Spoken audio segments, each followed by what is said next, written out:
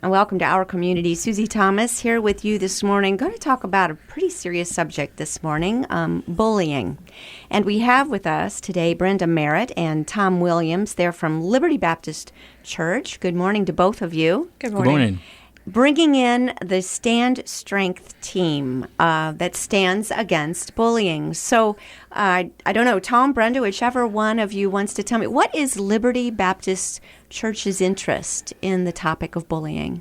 Well, I think it all starts with our teens and young children, and just that we have such a burden for them, and we have a lot of those in our church. And when I got associated with Stand Strength Team, and that's their burden also, and all the things they go through, and obviously the major one is they go through a lot of bullying, and the team focuses on that when they go into the schools and when they have the crusade at our church, and also just making right choices and staying away from strangers, all the things they just focus on that, and that's a real burden for me. So that's how we got connected with them. How did your paths cross? How had you heard about them in the first place? I used to teach at Massillon Baptist College, and one of the students after graduation he became a pastor up in Michigan. And he called me and just said, "You got to have this team at your church," because he knew me, and he explained what they did, and I said, "It sounds like it's something I want to get connected with." So I gave him a call, and we got connected, and in fact, before they even come down, I had such a burden what they do. We have a missions program. We support about 35 missions in our church.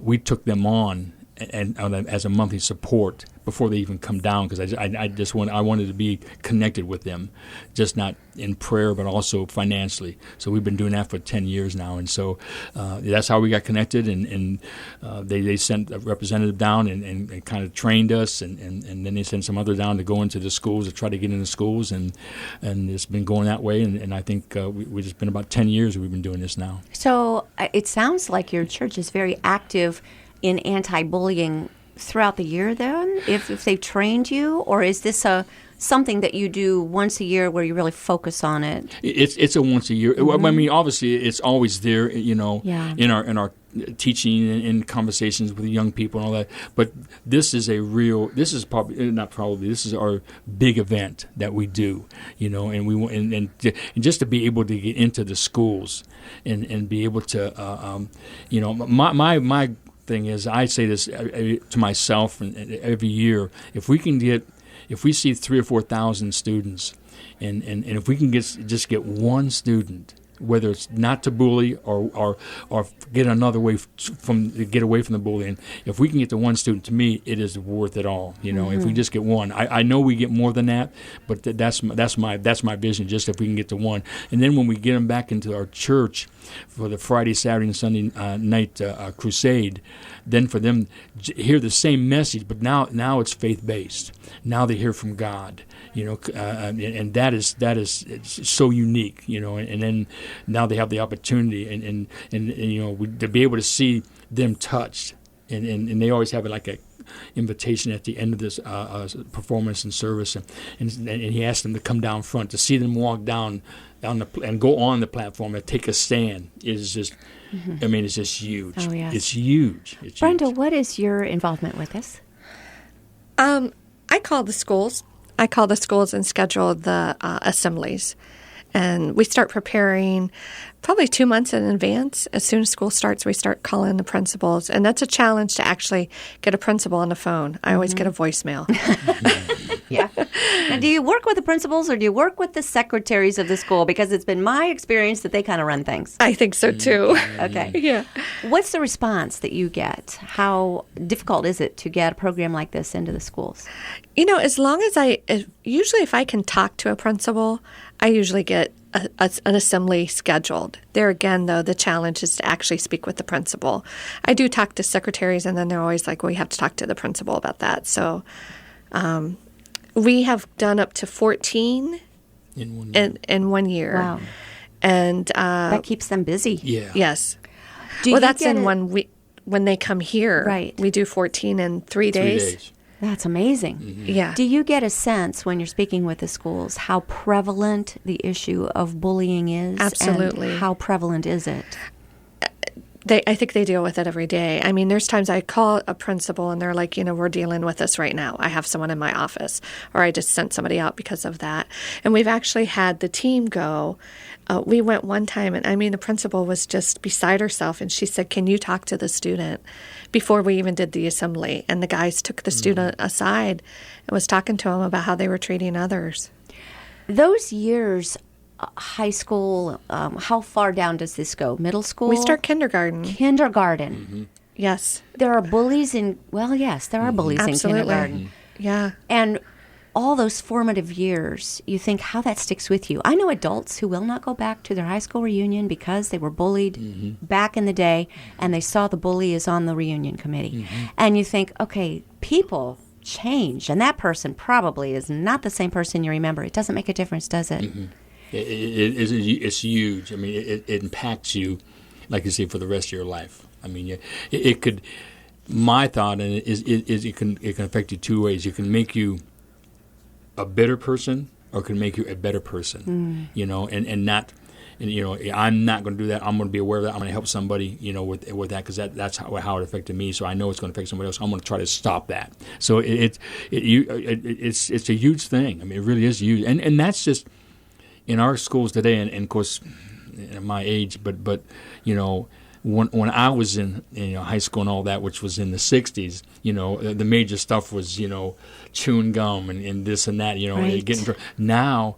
It's you're afraid if a kid has a gun, if he has a knife, what kind of drugs is this? What kind of it's incredible what they're going through today, and I think sometimes older people don't understand the impact that this is having on our kids today, and I think we can see it. We can see it on TV. We can hear what's going on. It's incredible. This is a huge, huge problem. And everybody's hands is tied, because now you're not allowed to discipline. You can't do this, and so everybody's hands is tied. So I don't know what really the answer is. So if we can go in there and just affect one or two kids, or even a principal, or even a teacher, and sometimes they're not aware of it, even though they deal with it. It's almost they make it a job and not a burden. It should be a burden to them. If we can make them more aware of it, then that's great. Because that's what it's really all about. I want to go back to something you said just a minute ago, that you want to also reach the bullies. Yes, absolutely. That would stem this. There's no question. If you get to a bully, that bully is a very discouraged, angry, bitter person. What starts bullying? How does a kindergartner become a bully? Where does that come from? It could be the home. It could be a neighbor. It could be something that's happened to them. Whatever, some kind of something. But there's all kinds of means of making a bully. But usually the bully is very, very discouraged. And not a happy person. Yeah. Statistics also show that broken homes. There's not the parents aren't around, either working or broken up, that child's seeking something. Yeah, whether they're attention looking, or something. Yeah, even negative attention. That's a key word, better attention, than. But I think it's even deeper than that. I just think it's just something really deep within them that they're searching for. If you can get a bully and be able to talk to them one-on-one, I mean, just in love and talk to them, I'm telling you what, they'll break down. They won't even know why. They know what they're doing is wrong. Now, you have the exceptions that are just, they don't care. But most of them, they don't know. They don't want it to be that way. So the Stand Strength team will give practical information to young people on what to do if they are being bullied. And they will also give a message to young people who are trying to maintain some kind of control in their life by bullying others.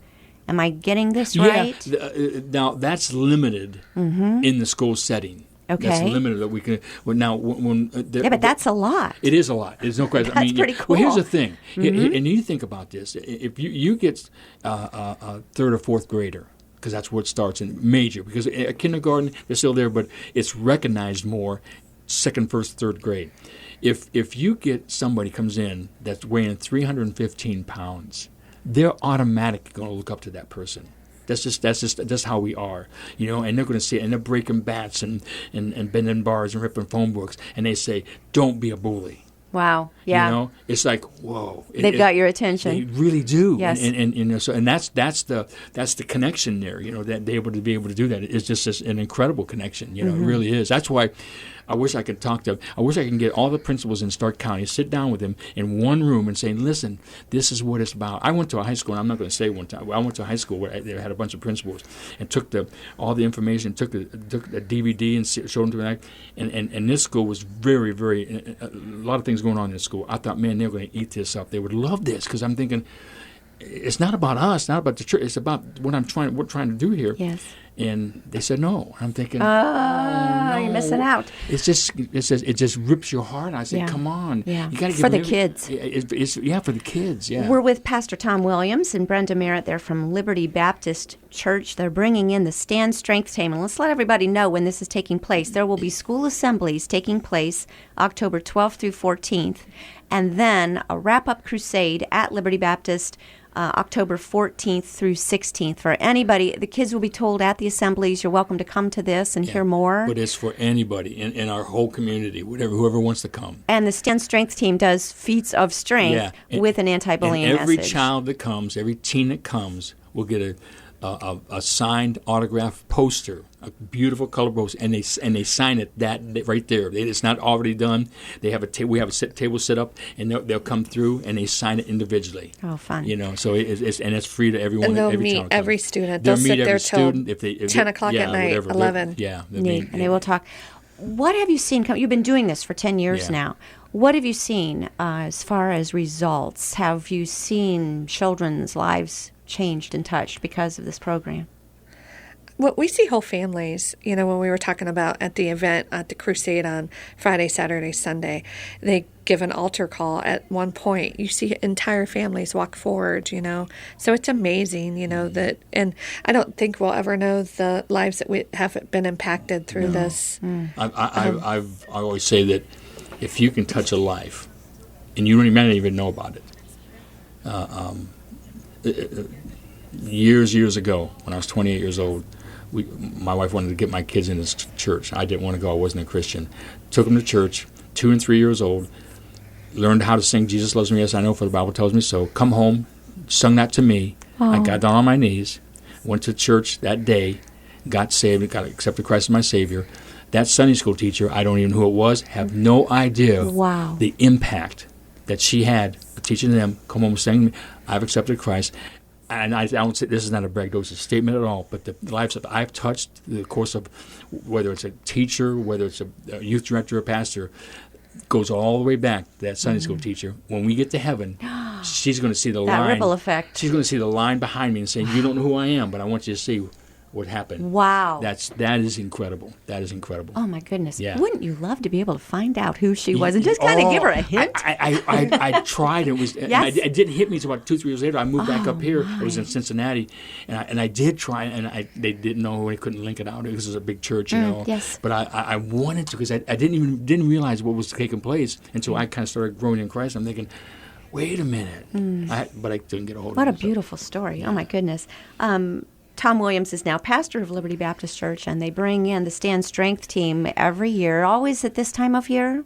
Yes. Yeah, it's usually, but it's been in the springtime at times, and it's in the fall. I think maybe the next time we have it, it may be back in the spring, so we kind of alternate it. Well, we want to give you those dates again. School assemblies, and can you give us some of the names of schools where this is going to be taking place? Yes, we're going into the Altitude Academy, which was formerly Crenshaw. We're going into Fairless High School and the elementary school.